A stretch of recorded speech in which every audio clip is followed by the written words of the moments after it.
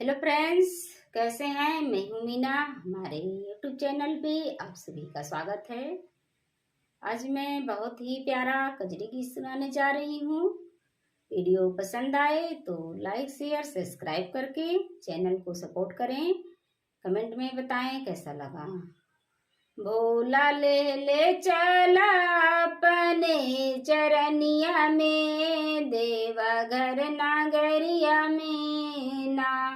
भोला ले चला अपने चरनिया में, देवा घर नागरिया में ना। तो हर बसहा चरई नग के दूधवा पियब, तो हर बसा हा चरई नग के दूधवा पियब। जल भारी भारी लईब हम गगरिया से, देवा घर नागरिया में ना। जल भारी भारी लईब हम गगरिया से, देवा घर नागरिया में ना।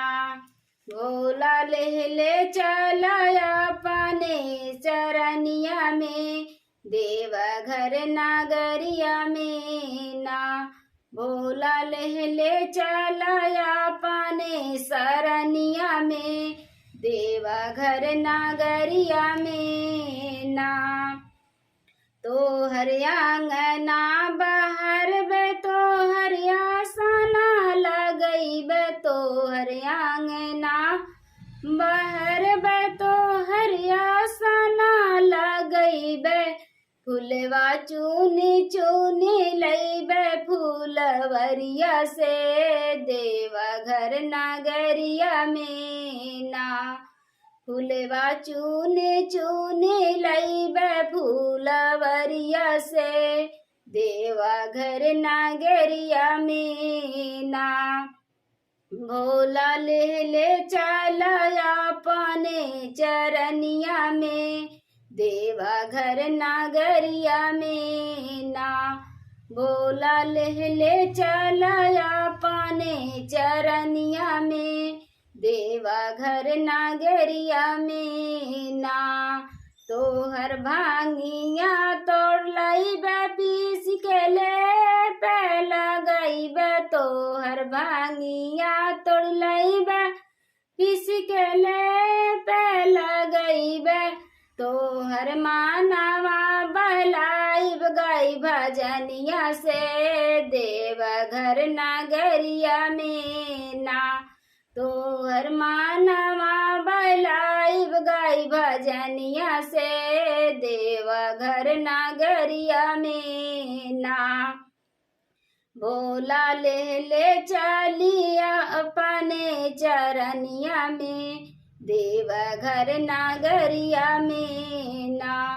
भोला ले चलिया अपने चरनिया में, देवा घर नागरिया में ना। गणपति गोद में खेलैब कार्तिक पालना झूलैब, गणपति गोद में खेलैब कार्तिक पालना झूलैब। तो हर भोजन बनैब भोर हरिय से, देवा घर नागरिया में ना। तो हर भोजन बनैब भोर हरिय में, देवा घर नागरिया में ना। भोला ले चला अपने चरनिया में, तो भोला ले चला अपने चरनिया में, देवा घर नागरिया में ना। भोला ले चला अपने चरनिया में, देवा घर नागरिया में ना।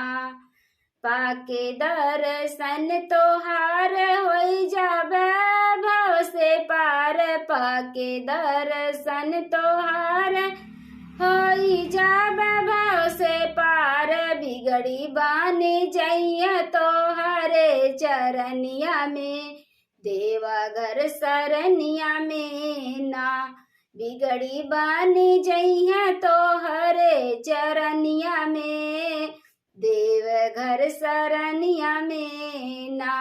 भोला ले चला हम के चरनिया में, देवा घर सरनिया में ना। भोला ले चला हम के चरनिया में, देवा घर सरनिया में ना।